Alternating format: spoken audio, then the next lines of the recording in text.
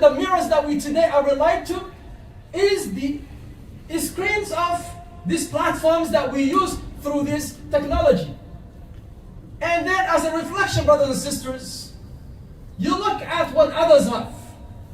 You see the social media, 10 seconds of a good thing that someone posts, and you look at it, and you look at another one that posts it, another one posts it, guess what happens? You forget, you're blinded from the ni'mah, the blessing that Allah has given it to you. Why? Because you equate your 86,400 seconds of the day, 24 hours, into 10 seconds that a good time that an individual is sharing in social media. Then when you see the celebrities, when you see your brother or you see a sister, your mind is bombarded with massive information of 10 seconds of good life of an individual, and you try to compare it with your difficult time and with your hard